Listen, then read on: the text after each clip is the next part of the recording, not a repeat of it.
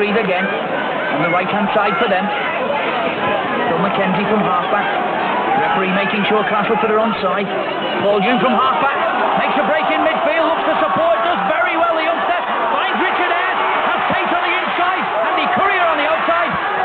Finds Dave Myers with a long pass to inside to Alan Tate, and this will be a superb try for Widnes. Oh, superb support play from Widnes.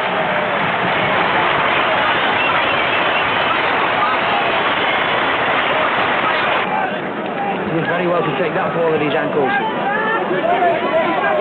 Plays the ball. Barry Down tries to kick that ball downfield. Stay on, says the referee. Barry Arty dropping on that loose ball. 6 more tackles for Widnes. Now Coloto trying to prize a gap in centre field. But as I say, in the second half, Castleford's tackling tightened up considerably. But here's Paul Hume through a gap. Looks inside for his brother David.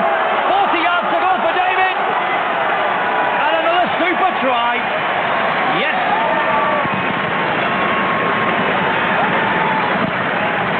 The two Hume brothers, young Paul making the initial break in his own half. It looked as if it was going to be a kind bounce for the Castleford man, but in the end, Alan Tate offloaded the ball to Davis. And again, a good tackle. Brings Jonathan Davis to ground on his own 25.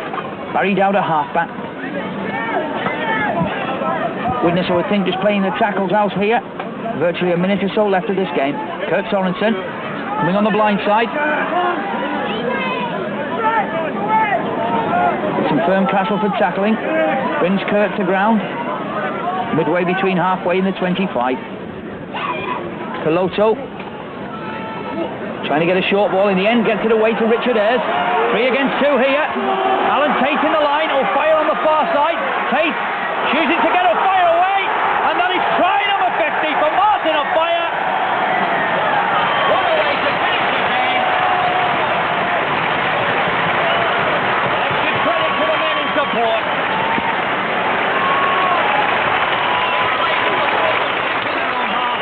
Richard Ayres setting Widnes away. Alan Tate joins the line. Tate unselfishly releases Martin O'Fire 35 yards from the Castleford line, and that is try number 50 from Rugby League's most prolific try scorer, and probably had his best game since coming to Widnes in that Easter Monday clash at St Helens. A superb game at number 10 for Widnes that day. Widnes, though, meanwhile, through Barry Dowd, make it over halfway, find support from Andy Courier. Courier gets the ball away. Widnes offloading the ball again here.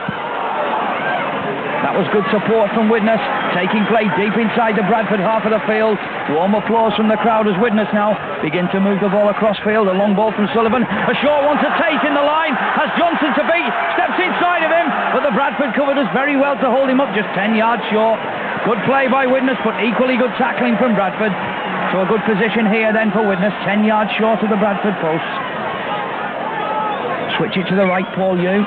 Back inside to Courier. Courier goes to the line. And the first try of the afternoon for Widnes through Andy Courier.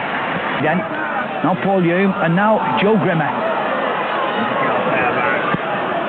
So Furbank and Hammer bring him to ground just outside the Bradford 25 in centre field. Paul Hume trying to switch play. He does so to Pike. Pike again to Michael Neal. Tackling exactly for the position of the last tackle.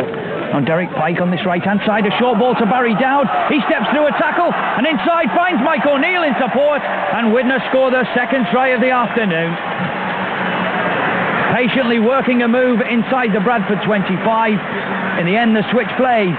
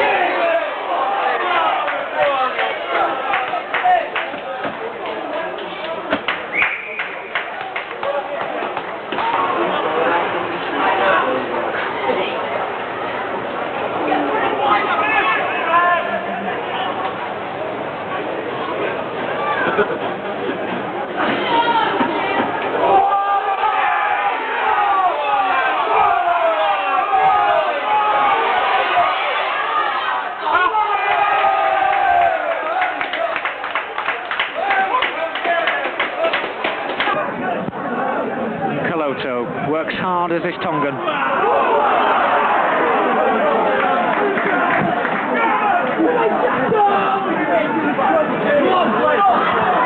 And Hull creeping towards that line. That was a good break by the young fullback Fletcher.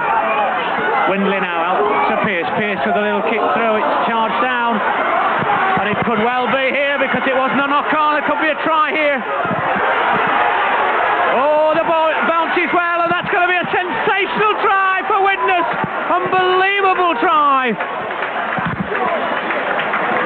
Unbelievable try that for Widnes, because the little kick through by Pearce inside the Widnes 25 just hit one of the Widnes players on his arm, and then suddenly the kick through, a magnificent kick through.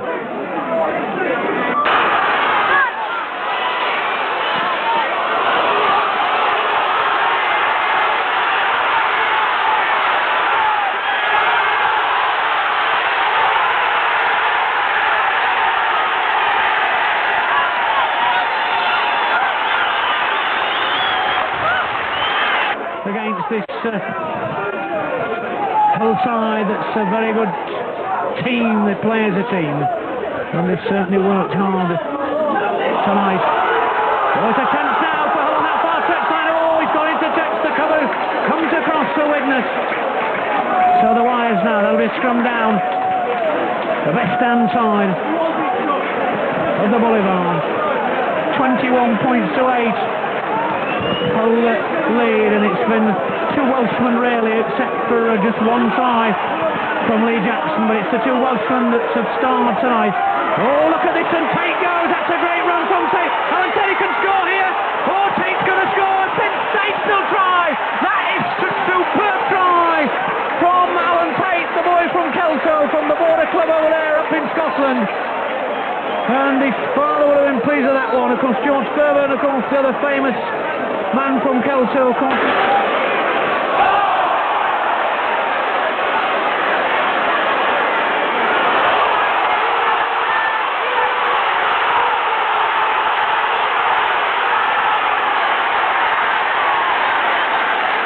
Outside of the Widnes 22. You know, Rovers for the first 8 minutes. Widnes not been out of their own half. Good feed by Paul Hume. Out to David Hume.